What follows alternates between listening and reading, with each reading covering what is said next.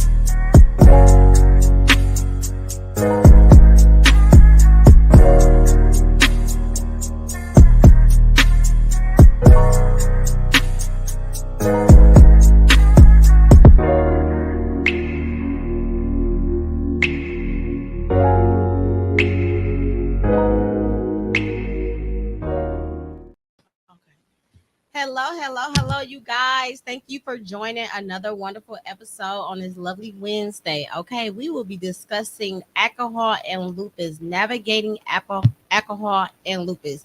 I have my amazing, wonderful guest, sister, friend, business partner here. Okay, if there is somebody to discuss alcoholism, it is definitely her. She is the CEO of Flight Triple A. Amongst she's an author. She's a serial entrepreneur. Okay. Without further ado, I will let her tell you what all she has going on in the community coming up, and what she all accomplished. So let's start with Flight Triple A. Flight Triple A. Yes, thank you, Savannah. So, yes, my name is Tashemia Dean, and I am the founder and CEO of Fight AAA, also known as Fight Anxiety Addiction and Adversity Corporation. I'm also the CEO of Surrender Spirits LLC, which is a non-alcoholic mobile beverage company. I'm an author of 2 books. Okay. The first one is Fasting for God's Glory, and then the second one, in which I'm doing a book crawl tour now, is called Cheers to Sobriety. That is such amazing. I have to give you applause. I have to give you flowers while you here living the life. Okay. You are not only is you doing this, you are doing this. Like you are doing the homework behind what you're doing. Like you actually know what you're doing. So many people out here in this world that is producing things but not educated on it. Right. So we're going to start with Flight AAA. This is beautiful, you guys. You guys know I love pink, so buy this alone would make me want to buy it. What is this? So this is it's a drink that's called KV, what is it, Kaviva, and it has a kava root in it. So it's like an alternative to alcohol, but it has a lot of great benefits. So it gives you that uppity, like happy feel, that joyous feel when you're out in the social setting. Sometimes anxiety can get in the way. I also live with anxiety, especially social anxiety. So this beverage actually gives me that. It eases anxiety, and it also helps with muscle pains and aches and things. So it has a lot of great benefits. And these will actually be on my website, the Surrender Spirits .life website. And we will definitely drop that in the chat for you guys, so you guys can know where to go to purchase it. Yes. So let's back just a little bit. Mm-hmm. If I heard you correctly, you said agave. What did you say that was compared to alcohol? No, it's kava. Kava. It's a kava root. My apologies. What is a kava root for those that do not know? So a kava root is like it's like a ground substance. It's a root that it's from a different country. For one, it's a natural substance that is used to help with ease anxiety, ease stress. It's a root that was used to actually help with I'm so sorry. No, you okay. Take your time, girl. But yes, I'll be excited too talking about my brand. You got a lovely brand, girl.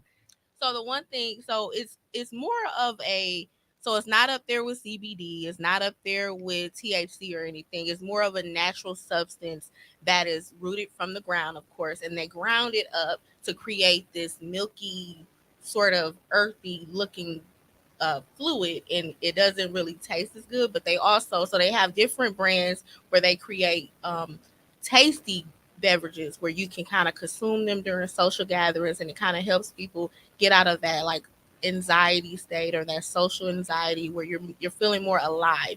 So you're not feeling like you're drunk, but it's more of that woof of like, okay, I can do this. I'm free. I'm enjoying myself. Not the, you're feeling like you're so consumed, like you're tired. Because sometimes alcohol can kind of give you that feeling where you're like you need another drink just so you can kind of catch up with everybody else, but not this. This is natural, and it kind of stays within you, like that feeling for hours. Okay, so this is why I thought you would be a great asset to the show, Lupus Has No Face podcast, because this has a connection with worries or lupus. You did touch on that this helped you with muscle pains and bones, and that's something that we have on a daily basis, if not, more other than more normal than others. So how can this help somebody with an autoimmune called lupus?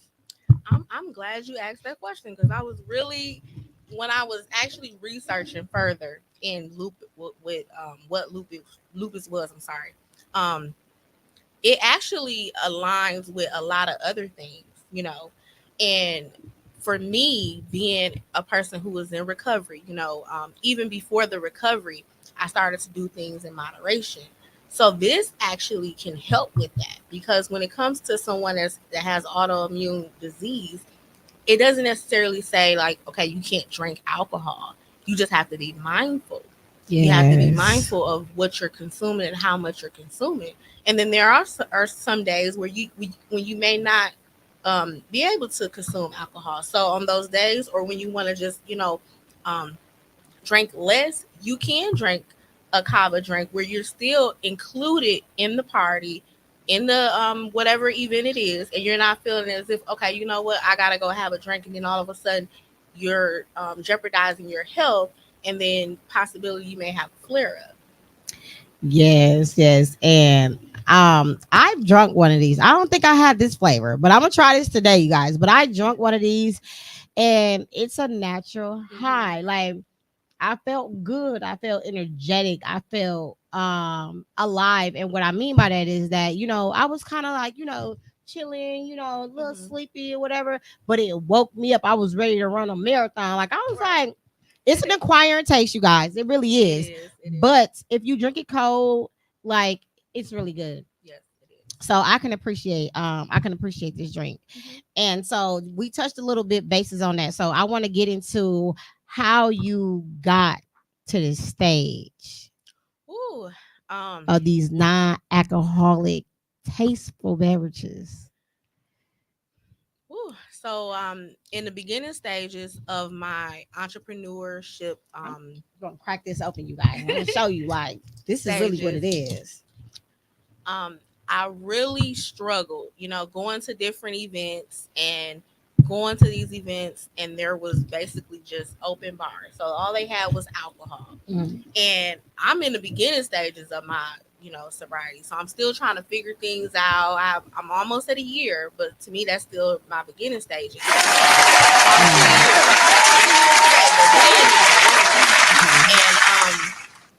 I almost felt as if now I haven't had any cravings. I've never had any cravings for alcohol at all. So that lets you know that prayer works. I asked God to remove the taste of alcohol and make it as if I've never had a relationship with it. I don't know how it tastes, and He did that. Now the issue is that I felt as if I needed to just have something in my hand, have a drink, so I can feel included. And with the event, the conversation, and sometimes water can be boring, and also it can bring up those questions. Why aren't you drinking? And sometimes you don't really feel moved to share your story all the time. Yeah. So that's where the non-alcoholic beverage initiative was birthed. It was through that warfare that I dealt with close to my 1 year of my sobriety.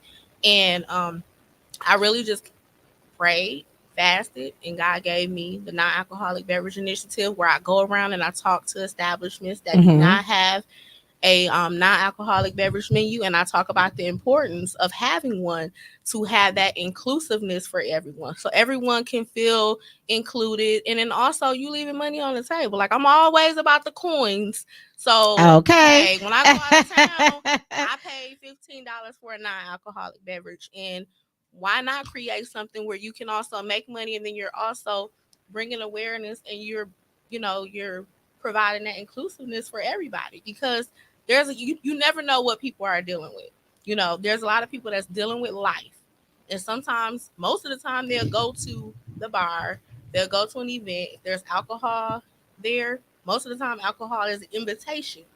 They will drink to get Absolutely. over those issues and whatever else that they're dealing with. But if you can offer an alternative, yeah, that's giving them a choice. So I that's love that. I really, really love that. It is not you are the first person here that I heard about this organization. So again, a round of applause to Thank you. you. African American, you are doing your thing, helping your people and giving back to the community. So, I do want to touch base when you say leave out. Like, I didn't start drinking until I was like literally almost in my 30s, if not 30. But I did it because I was dealing with somebody that drunk all the time. Like, not having no drink, you don't have no drink. And I'm just like, no, no, no, like, no.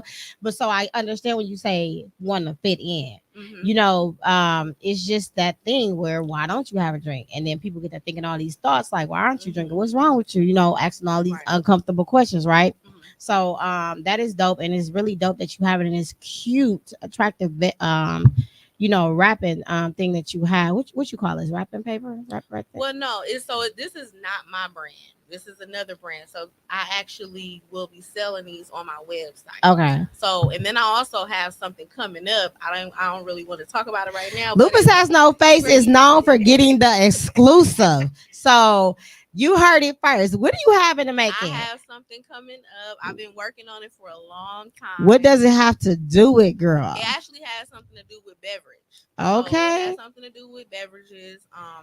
The idea came from our sister girl Kenda, and I actually Okay. had Okay. went out. So I don't want to say too much, but it's gonna be coming out soon. Just a little bit. Little extra. Little bit. I'll say that Because it was for you, it was for you. Okay, nobody stop right. this. I'll say that it is something that our culture, our community needs. Yeah. Got you. Yeah. Got you. We will be doing a follow up on when that's releasing Okay. because we will be announcing that. We like Yes. to show support to our queens in our Mhm. community. Okay. Yes. So not only you have this amazing non-alcoholic beverages that we're going to go get back to, you are an author, two-time author. Mm-hmm. What inspired that, and what are your books about? Woo. So the first book was actually birthed through my own challenges with fasting. A lot of people know that I had went away. I went to Fort Lauderdale, Florida, to receive my inpatient detox treatment for my alcohol misuse and I my didn't know mental health. that. Yeah. So I went to Fort Lauderdale, Florida, and when I came back, I kind of just stayed home. I was really I didn't want to go out into the community because the only thing I knew about was going to, well, I'm not going to say the only thing I knew about, but I was really consumed with going to happy hours, going to certain establishments, being around certain people that drank, and I didn't know, like, I was a little terrified, so I didn't want to drink. But the crazy thing of it is that I really didn't know that I was going to stop drinking. I just didn't have a desire to drink. And that's the Okay. crazy thing of it. It wasn't like, okay, no, I'm not drinking. It was just like, I didn't even have the urge. I didn't even want to do it. So, in the midst of that, I kind of, when you're lost, when I'm lost and when I'm stuck and confused, I go into prayer. So I went into prayer, and, I wasn't really getting the answers that I needed. So then I started to fast, and I was going like fasting hard. So what do you mean by you started to fast for those that do not know what that looks like? I would sacrifice food, social media, watching TV, and those times when I would have urges and I felt like the enemy was attacking me, I would be in the Word. I would pray. I had my baby, my honey, create me a prayer closet. I would be in there, like literally boohoo crying, like calling on the Lord, trying to get a answer from Him. That's what that's sacrifice. That sacrifice, so I can hear and feel that touch from God. That have the Holy Spirit just be like be in me, feel up in me. So that's exactly what I did, and I did it so much to the point where I had got dehydrated. I wasn't drinking enough water. And I didn't know. I'm like, okay, well, how you gonna fast and then you getting dehydrated? You know? So I ended up starting doing research about fasting. Like, what am I doing wrong? Like, I'm doing something wrong. And God told me to start to take notes. I started taking notes and I started to do exactly what I was reading and what I was researching. And then I started just creating a workbook out of it. So it was like a school Amazing. project. That's how the book came. Because I'm like, if I'm doing this and I'm doing it incorrectly, who else is fasting incorrectly? Absolutely. So you took, from what I'm hearing, you took your pain, which probably developed trauma, right? Into an amazing thing for not only for you, but for the people. Yeah. So the power in the mind, when your mindset is right, there's like an unlimited thing that you can do and you can produce into the world. You just got to be able to be obedient and behave. When you're sober minded. When you're sober minded, God can do some things with you. And that's exactly, I feel him now. But yes, girl, that's exactly what happened. When you're sober minded, they're like, it's unlimited. Like the blessings, the abundance, all of that. And the second book actually was birthed through the pain, like all of the issues I was dealing with. I thought when I was drinking it was issues. No, I was dealing with a lot of things in sobriety too. Trying to fit in, trying to find myself, trying to find who Tashemia is. Like, hey, I couldn't stand when people would call me, "Oh, Tashemia, you're so nice." But that's who I am, though. That's the gift that God has given me. What's wrong with being nice? I'm confused. Saying yes all the time. See, that I was gonna get to that. Okay, I didn't know how to say no. Okay, I was very passive aggressive. I could be. I used to be very timid, but I didn't know who I was at that moment, and I was dealing with a lot of trauma and pain from my childhood, and in those days, you really couldn't talk about certain things. I couldn't really talk about certain things, and there was a lot of things that I had went through. I got married early. I got divorced young. I had did a whole lot of things early. So I started my social life at a later age, just like you. I started having building friendships later on in life, having fun, enjoying myself. And I'm out there, I'm like, okay, I'm the life of the party. And the life of the party, I'm really hurting and I don't even know why. So it's so you just going with the flow. Yeah. Just living in life. And now it's like, I'm living, but I'm loving who I'm becoming. I'm loving what God is rebranding me in a different way. I could talk about all of the stories and things that I've endured when I was drinking, even things now. But God is rebranding me every day. I'm learning something new about myself. Like, I have the most friends that I have ever had. When I talk about friendships, I'm talking about where we're actually genuinely, we love each other. We're actually hey, I support you, you support me. I'ma cry, you gonna cry. It's not we're at the bar and we're putting all our pain at the bar and the bartender is pouring us up. No, we're actually loving on each other. I've never had that. Oh my God, you just got me feeling all, I'm just into your story. Oh my God. You just I was just telling my best friend this. The only authentic friendship I had really had, when I talk about being authentic, real, for real, come to me, talk to me about anything I could talk. It was just Keisha. That's it. I've had other friendships, but it was because of drinking. Because the alcohol is gone, the friendships left. And that's sad. That's sad that only thing people have in common is to drink. You should be having something beyond that. But God will seeing your people. Yeah. Oh, he when definitely you will. he was seeing your When you're people at the right broken. time. Mm-hmm. And sometimes it's not, when you're broken, you're not really gonna know who the real people are, because you're just like, hey, I need them to fill this void for this time, you know. Mm-hmm.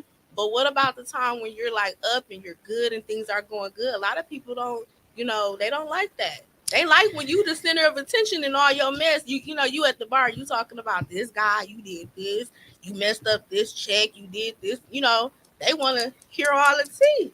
But when you ain't got no tea to tell, Oh, you got tea. It's just good tea. It's just elevation. it's It's good tea. growing. But when you don't have that dirty tea, that That dirty, messy stuff. yeah, that messy.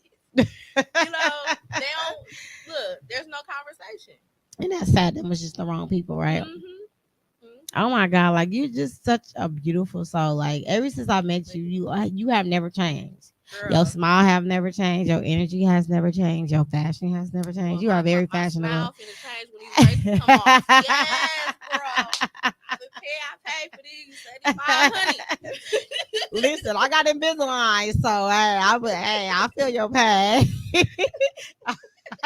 I feel your pain. I'm telling you. I'm telling you. So let's get back to the non-alcoholic beverages. Yeah. So, Surrender Spirits was actually birthed because of, like I said, the warfare. And then there's a lot of establishments that do not have non-alcoholic beverages, and then they'll understand that you can have a non-alcoholic wine. Like, I like going to wine tastings. Oh, yes. My best friend took me to a non-alcoholic wine tasting. It was so nice, and this is actually wine. It's just they just removed the alcohol. I would have never known that. Yeah, and the lady actually taught us about the process and everything. So I said, it would be real dope to create something where people can come to me and order, and then I can kind of get it shipped in to them, and then also a platform where I can sell my own stuff, when it comes out, and that's where Surrender Spirits came from. So yeah, it's a lot of thought that goes into that. You gotta have a lot of love for that, and that's a pretty bottle. Where can they get this from? Is it the same website that we dropped in the platform? Yes. So it's the same website, surrenderspirits .life. You can actually put your email, because right now I don't have all of the products on there, but they will be on there pretty soon. Okay. But if they want to order, they can actually reach out to me. My best friend actually had got this for me for the Sober Friends meetup. Okay. And I'm actually trying to get a contract with the vendor now. So you working on getting a contract with the vendor. Right, there we go. I'm in trying. Yeah, working on it. Well, I know you're going to do it, you being who you are, but we're going to pause for a minute, go to some of these comments. So I would like for you to read my comments since you are the guest for today. We're going to start with right on over here. Okay, so we got Carmela. Hey. She said, that's right, sis. And then therapist Mikhail D. Hey, Queen. Hey, Queen. Hey, sis. Hey, business partner. I'll be seeing you in less than a week. Right. BFG. Alcoholic wine. Yes. Look, there's an alternative to alcohol, so everyone can feel included. Because the norm is drinking, right? But I want to make sobriety also on. Put that as the norm as well. The norm is what you make it. Yeah, but I'm talking about for society to accept that's it. Right. That's why I always say, you have to, for me, I create my own, the space around me. So you don't have it, what I do, I bring my own. You definitely do, and you are consistent. Where can we find you? Mikhail said, how do we reach out to you? Yeah, so you can actually, you can follow me on Facebook and also TikTok, as well as Instagram. And it's my name, which is Tashemia, last name Dean, Dean. Or you can email me at coachmst@fightsaaa.com. Okay, and we're gonna drop that in the chat for those who's coming on at a later time. Just to pivot a little bit. Mikhail. Yes. Mikhail, the lovely Mikhail. When I say that's how we met, right? Or no? Did we meet? No, I think we met. I don't remember how did we meet? I don't know, but it seems like I've been knowing you forever. Girl, I'm telling you, that's soul sisters for you, for real. Yes. 'Cause I don't know. I just know that I think it was through Kenda. Was it through Kenda? I don't know. I don't know. But to get back to Mikhail, like you have to have somebody. Like if you know what you want to do, but you're stuck and you don't know which direction to go in, or you want to have this kind of life. Everything that you want and think of is attainable. You just gotta have the right people around you to help you put that in motion and the steps to take to get there. And Mikhail is one of those people. I'm sure she helped you. I'm sure. I'm definitely she helped me. I got a story because we met. Actually, it was in the beginning stages of my sobriety. I went to I was speaking at a Pieces of Me event, and she was one of the speakers too. There for she's a therapist, so she was going to talk about like bring it all together, when it comes to mental health and trauma. And I was there because I was just being obedient. God told me to share my story. I shared my story in front of a room full of people I did not know. I talked about childhood trauma. I talked about adult trauma, all of that. I talked about what led to the alcoholism. My father passed away in 2012, September 19th, which is tomorrow, will be his anniversary. And I talked about all of that. And she came in, was like, she was going through some things with her son, and she was, if you know Mikhail, she gonna come 100 when it comes to like 1,000. attire, everything. But she came raw, like straight raw, and she was very authentic. She talked about what was going on. She didn't sugarcoat nothing. She was like, "Hey, I'm finna put this therapist role on the table. I need to be raw she with good y'all." For saying that. Yes. And I was like, I need to talk to her, literally. And we connected that day. I had connected with her mom. I had bought her book, and then we have been like connected ever since. And then she helped me build like all my businesses, really all of them.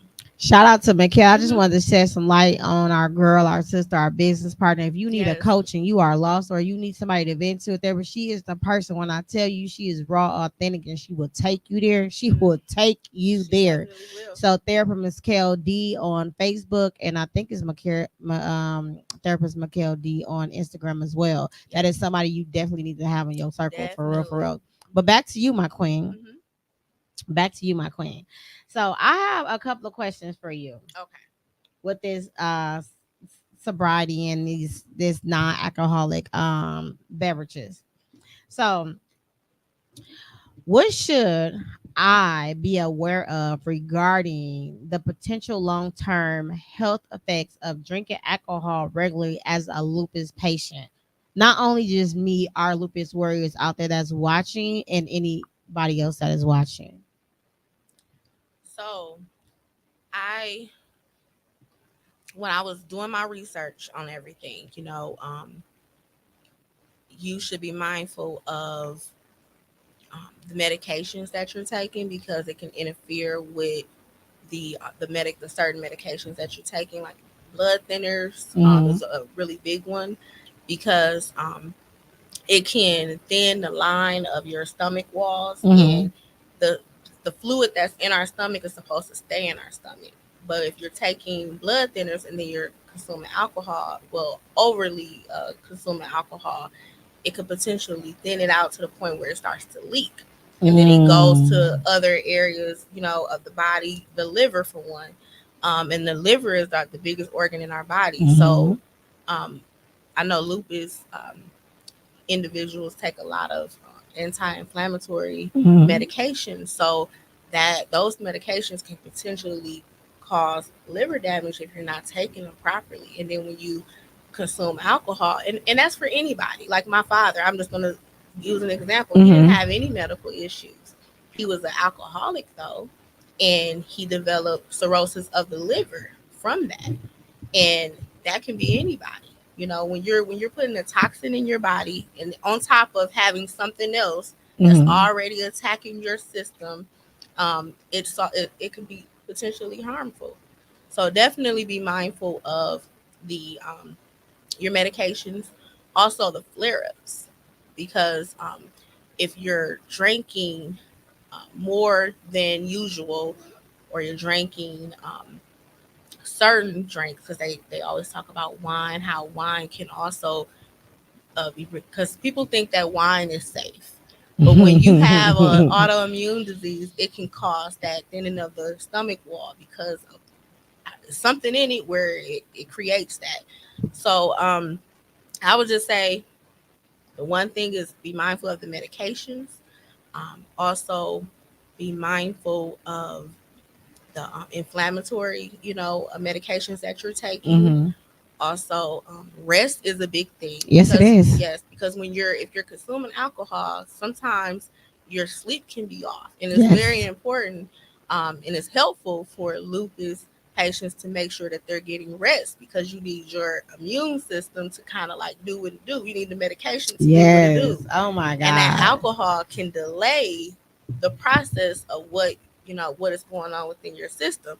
That was one thing I was like, oh, okay. I'm like, all right, because it's important to know um, when someone is living with something, right? Like you Mhm. know what I'm dealing with when it comes Yes. to recovery, Yes. and then I know what you're dealing with, and I know a lot more about it, right? Mm-hmm. It's really not too different, right? I like how you. I It's like not. how you bringing it together. It's not different at all, because the thing is, if I still have to be mindful of certain things, even though I Mhm. don't consume. I still have to be mindful of certain things, and relapse, right, could Mhm. potentially happen. Not, I'm gonna say it's not, but I'm just gonna say for the average person, it could Yes. happen, right? Yes. Yes. The same thing is flare ups, and it's the same. Like when I was looking and I was reading it, it's really the same thing. And everything is supposed to be done in moderation anyway. You know what? I love how you did your homework. I love how you are speaking on for if I don't even know what lupus was. If I didn't know what lupus was and what it can do to your body, you have explained it so thoroughly. When I tell you, you coming through with this information, and it's just so important to see our kind so educated and know what we're talking about. You understand what I'm saying? Like you're talking that. You're not just you know what I mean? No, you're I can picture Yeah. that. You understand what I'm saying? Yeah. So I appreciate that. And when I do drink, I've been living with lupus for a very long time, so I do make sure that I get my rest. I do make sure that I get as much rest as I can when I do drink. I do make sure I consume a lot of water, more water than alcohol, because it kind of like cancel each other out. So it is things that the world see that I do, but they don't know what I do behind closed doors Exactly. to It's like, make me still be healthy. right. Sorry about that. No, you okay, babe? That's just like what I'm doing now. Mm-hmm. See, a lot of people see me drinking something that looks like wine, and they could say, "What? Oh, well, she drinking, right?" Mm-hmm. But in reality, we know what it is. God Yeah. knows what it is. I'm not consuming. See, we can't. Of course, people are going to say certain things, Yes, but you have ma'am. a plan. Mm-hmm. And I think that's the key when it comes to socializing, because if you don't have a plan before you go into that bar, before you go to that party, before you go to that event, regardless if you say I'm not going to drink, regardless if you say I'm good, I'm gonna take an Uber, I'm gonna do this, you never know, because the fun get the fun in, right? The fun get the fun in, and then all of a sudden 3 shots come, 5 shots, a drink here, drink there. You know what I mean? It's important to still have a plan though, to know like, okay, you know what? If I do, I know my limit is 2, and I know that it takes an hour for the alcohol to digest itself through my liver. Mm-hmm. So then I'm gonna have a drink at 9 o'clock, and I'm gonna sip it. I'm gonna still enjoy myself, Mm-hmm. and then I'm gonna have another one. I'm gonna tell the bartender, okay, give me one at 10, because I want to stay longer, Mm-hmm. right? And then at 11 o'clock or maybe 10:30, well then I'm gonna just transfer over to a non-alcoholic drink. You know what I mean? So it's like you can still enjoy yourself. It's funny that you say that because I'm at a 2 drink minimum. I'm pushing it if I do 3, and I'm sipping it because I know it's coming. Look, really I know it's coming. look at how you're drinking too. Like a lot of people don't look at, and I remember the days when I was drinking. Man, I would power drink so much to the point, because this is one thing about alcohol. Mm-hmm.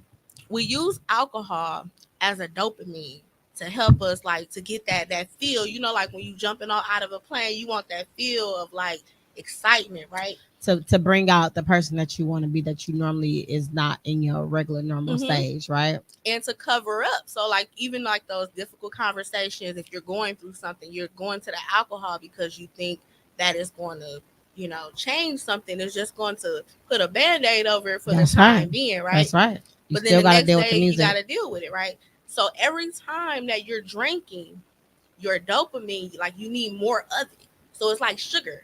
Mm-hmm. So it's like, okay, I got to drink today. You keep drinking.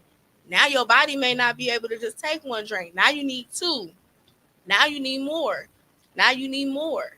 That's how Mm-hmm. addiction starts because you're aiding what it is that your body is craving. So you just told our supporters what addiction can start looking like. Hmm. So consuming more than what you normally consume is starting to become an addiction because your And now, body is yeah, getting used to something that it shouldn't be getting used because to. your body is urging that dopamine, like you need it, and then you're giving it what it needs, and then it gets to a point because in your body is minimizing, so you're giving it the alcohol, but then tomorrow you may need more than one. So you see Mhm. people, you know what, it's you know, I'm not feeling it, I'm not feeling it. That's because you're tolerating what you were tolerating, and now your body can't tolerate that anymore. So now you may need three or you may need four, and then that's when it starts to really start to affect your, you know, certain organs and things in your body. You start to feel a little tired, you start to Mhm. feel um your mind, like your mental state is off, or you're not remembering certain things. You know, when you have a drink, your brain diminishes like I think 3 years. And what not diminishes, but it ages 3 years. But you can fix that though. So if you can kind of like drink today and then don't drink in 2 3 days, you'll be okay. But if you're constantly drinking, just Mhm. imagine what your brain is doing. It's like, okay, 2 years, 4 years, 5 years. You know what I mean? So like that's why you see a lot of people that have dementia at a young age. My dad had dementia. He died at 49, I did not know that. And again, the age of 49. that gotta be rough. Again, my condolence goes out to you. Girl, I used to cry about it. I'm look, I'm You healed, healing. bringing awareness to it because Okay. like I was saying, when you're drinking, just be mindful. Like, and I tell people how you're drinking because it can go from sips to guzzling to like See, I never got to that point. I don't am. I don't plan on ever getting to that point. But I totally understand what you're saying. I'm sorry. I just think because I look Uh, back and I remember them days. I'm like, dang, I was power drinking for real. So I know how it is though. how does alcoholism insert with mental health issues, and what steps can individuals take to address both? Ooh, alcoholism is um, basically it's a substance that's used to kind of deal with mental illness. So a lot of people use alcohol because they're not understanding. Like for me, I was dealing with anxiety really bad, Mm-hmm. and for I drank so I didn't have to deal with certain pressures of the anxiety. Also, just life in general. It also can heighten anxiety too. It can heighten, so you may feel a little bit more anxious. And then also people that have like PTSD, Mm-hmm. um, it can cause a lot of issues with them where they're like hallucinating and things. Mm-hmm. It can interfere with the medications. Um, can cause dementia. Can also cause schizophrenia. So alcohol has a lot of potentially I would say illnesses that it can cause. That is so crazy because people don't know. Yeah. People just do not know. People are consuming alcohol and they really don't know what they're getting themselves into besides having a great time. A great time. So that's dope that you are not only shedding light on what it can do to words, but you're just Mhm. shedding light period on alcoholism. So I appreciate that. No I problem. appreciate that. Can you share your personal journey with alcoholism and what motivated you to seek alternative options? Um So before I actually stopped um, consuming alcohol like Mhm. completely, I tried to do it on my own, and that that's a no for people who deal with dual diagnosis such as I, with anxiety and then also alcoholism. And So what do you mean by no? Like you tried to do it on your own, but so why? Why didn't it work when you tried to do it on your own? because I used alcohol to aid my anxiety, and when I did that, potentially it was causing a lot of suicidal thoughts in my head. So what Mm. happened? The day before I left to go to Fort Lauderdale, Florida, because that's where I went to get my treatment. Um, I was really trying to just do it on my own. I wanted to quit because I had just had my granddaughter. My daughter had my granddaughter, and it was just a lot going on. I was going through so many like financial issues, and my house was like there was like a lot going on, because of alcohol. Because I was dropping the Mm. ball in so many areas in my life, and when I tried to do it on my own, dealing with anxiety, you have those thoughts and that those anxious thoughts, like, okay, I want to go here, but I can't because I know I'm a, over drink, and I almost had the thought that if I had, no, I'm not gonna say I almost, but I did have the thought that if I had a bottle of pills, that I would take the pills and I would be okay with not waking up.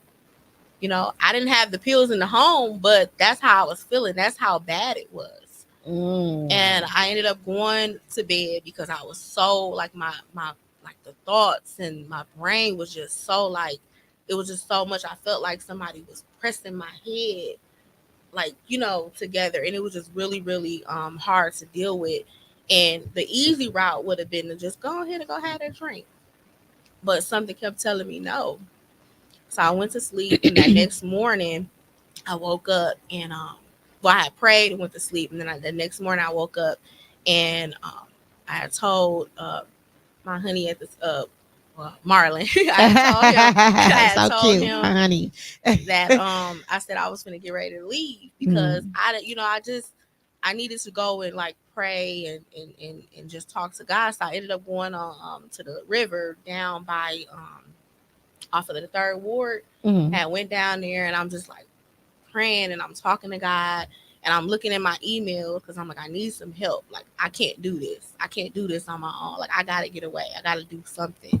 And I ended up calling all of these numbers from Milwaukee, like treatment centers, and they're saying that they didn't have any beds. So at this moment, I Wait, was hold on. Wait, let's back a little mhm, bit. You're trying to get help.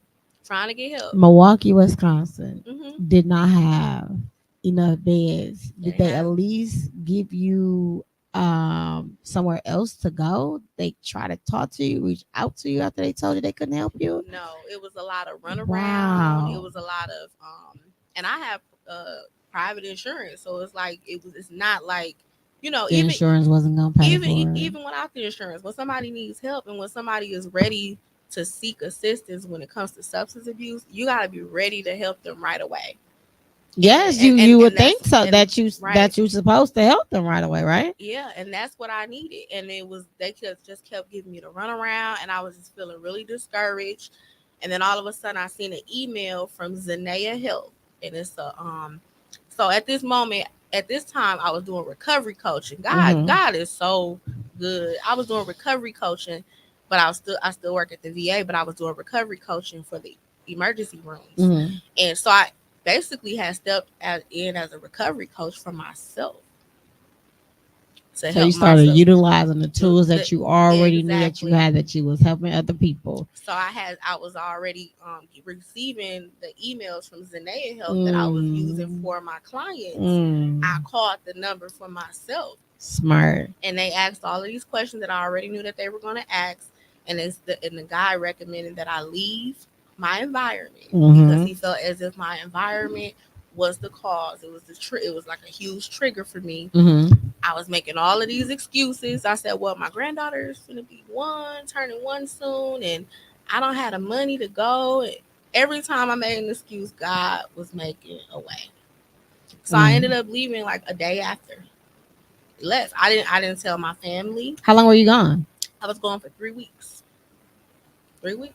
That is, and you've been sober ever since. I've been sober ever since September I am 2nd. so proud of you. That is so dope. That takes so much power and so much, willpower and so much strength when you're weak and when you're broken like that to even, because people getting discouraged on a regular day. When you trying to take care of just easy stuff and they giving you the run around, you totally forget about it because they done gave you the run around and slipped your mind. Yeah. But ultimately, you have to take care of it so it reoccurs with this stuff and you just start back over Yeah. because people are giving you the run around. But you stuck to it. I need it. And you did it there, and that is amazing, and that's so dope that you're sitting here telling your story without any crying or out any just anxiety or out any nothing. You're smiling, so that just tells me that you're healed, that you done did the work on yourself. So when you did the work on yourself, it's easy for you to help other people because you already done been there. You know what it takes to get there. So that is so dope. I am so proud of you. Keep up the good work, girl. It's God had to remove me from people, places, and things to get my attention. Because if I had stayed here, family would have, tried to talk me out of it. And they should be talking you to it. That's when I say, like, this is probably getting off a little bit topic, but that's when I say when people are for you, they're gonna hold you accountable. They're gonna they're gonna have those uncomfortable conversations. Your friend is not somebody that's always riding for you, that's always there for you. Like, yeah, girl, yeah.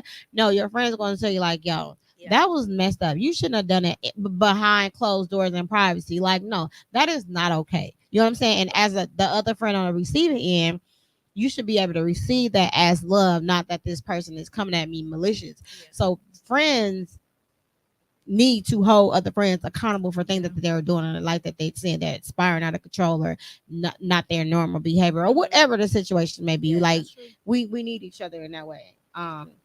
So what lifestyle changes have you found most beneficial in your journey away from alcohol, and how do they impact your overall health? Lifestyle changes. Because I fast on a regular, and it's one of those things where I have implemented within my lifestyle. The way I look at food is different too. So that the journey started with fasting when it comes to writing the books. So when I look at food, I look at it differently, like what I eat and things like that. I just gotta start working out.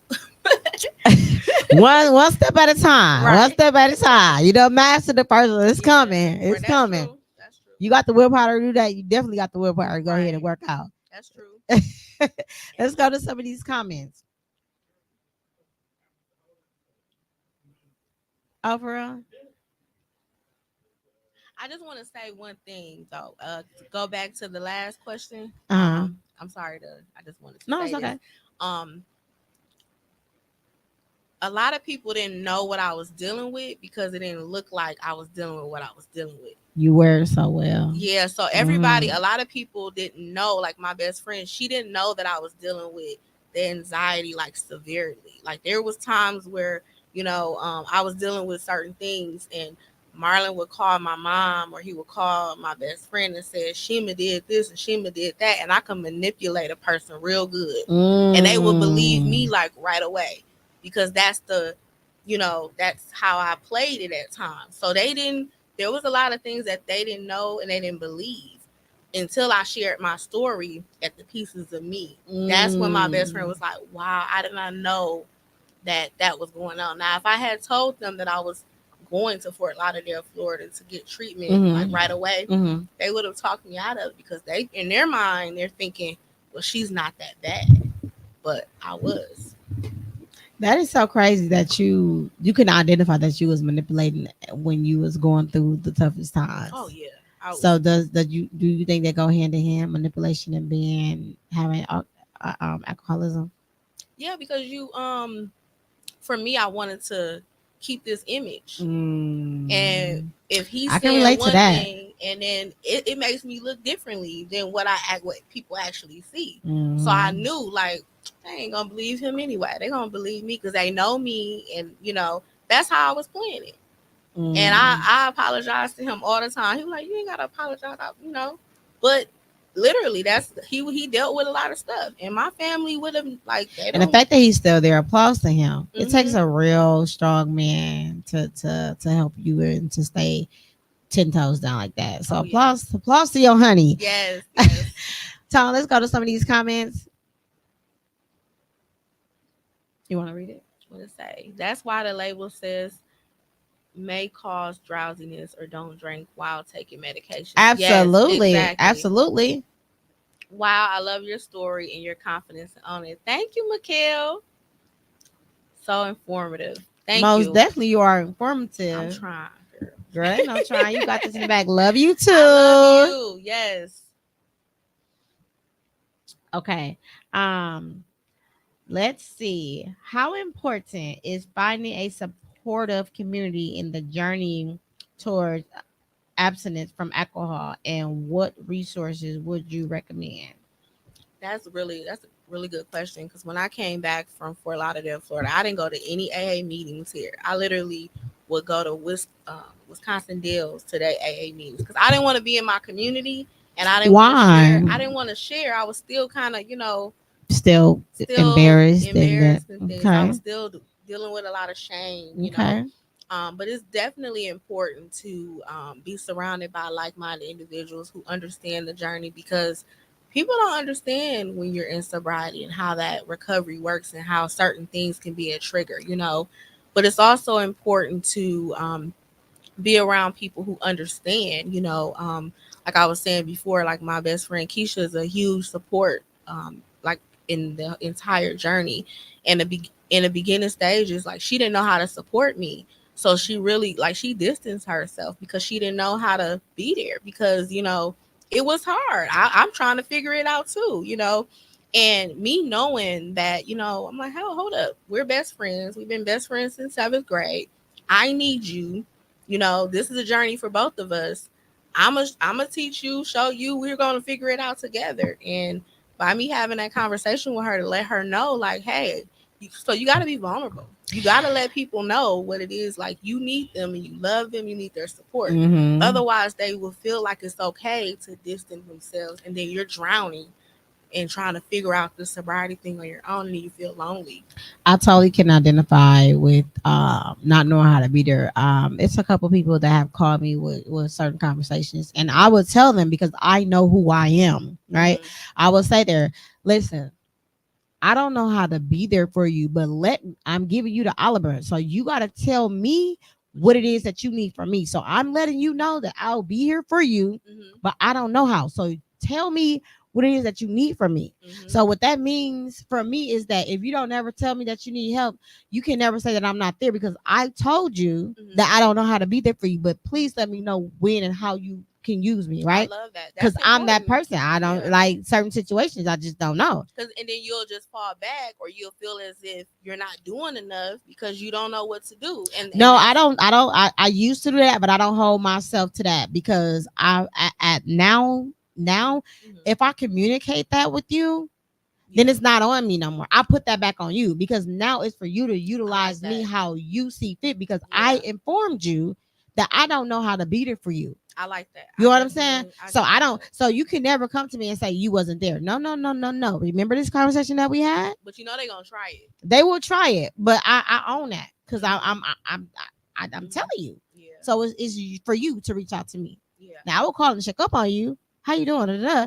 But it's for you to tell me how you need to use me, Mhm. right? Yeah. So, um, what should I be aware of regarding the? No, we said that. What does current research suggest about the long term effects of alcohol on my lupus progress, or treatment? Well, one of the things, like I was saying, the liver, it can affect the liver. Mm-hmm. The medication can possibly not work because the alcohol puts things in delay when you're using your medication. Mm-hmm. Also, infections. So, like I said, the blood lining, the stomach lining can Mm-hmm. get thinned out, and those juices can flow, and then you can get possible infections. So, because it goes into the bloodstream. There's also flare ups, and flare ups. Sometimes you don't know what can potentially be new you could be diagnosed with because it starts to attack all of the different organs. So, can you explain more about a flare up? When it comes to alcohol, No, like or just regularly? Regularly, yeah.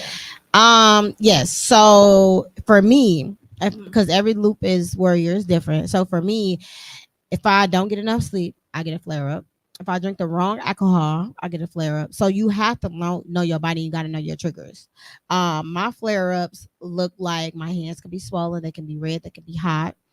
I can be very fatigued. I can be very drained. I can have brain fog. So like I won't remember things, but that doesn't mean I have memory loss. It's a difference. Brain fogs mean I forgot in that moment, but it doesn't mean I forgot overall, right? um Body muscle aches, joint pains, um it can be stomach pains because I also have lupus nephritis, just overall body pains, period. Those are my flares. Now something really bad, I can be swollen all over to the point where if you touch me you leave an indentation, and at that point I probably need to be in the hospital. So I just want to say something. So you explain what flare ups is, right? Uh-huh. And when you compare that to alcohol, Mm-hmm. the flare ups are identical to what Really? alcohol does to the body. Wow, you taught me When something. you're drinking it excessively.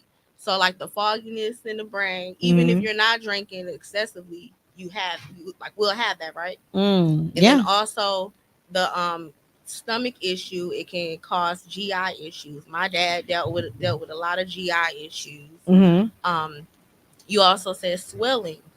When your liver is affected, it causes what? It causes your body to swell. Yes. So so what I'm saying is that it's not too different of just without the alcohol. It's already something that you could potentially deal with even before you consume the alcohol. I love that you said that. And on that note, we definitely gonna make a part two. I'm definitely gonna bring you back because Okay. this is more than just an hour, you guys. We are definitely welcome you back. But it was such a pleasure of having you here. Thank you I for greatly having me. appreciate you. You was very informative. Thank you. For before we go, I would like for you to tell them where can they find you Mhm. and what you got coming up. Okay, so yes, Friday I will actually have a pop up. It's a book crawl tour for my book, Cheers to Sobriety. I will be at Can I MKE, located on South Fifth Street, from 5 o'clock to 7 p.m. You also can find me on Facebook, Instagram, also on TikTok at Tashemia Dean. And then my email, if you'd like to get in contact with me, I do recovery coaching sessions as well as peer support. And then I also do anxiety management. My email is coachmst@fightaaa.com. And also, I have a travel business. It's called Flight or Fight AAA Travel. Thank you. Okay, you Yes, are I had to put it up there. just doing your thing out here in this Mhm. community. So we're gonna drop that in the chat, you guys. For those that join later, please do check her out. Mhm. And until next time. Deuces.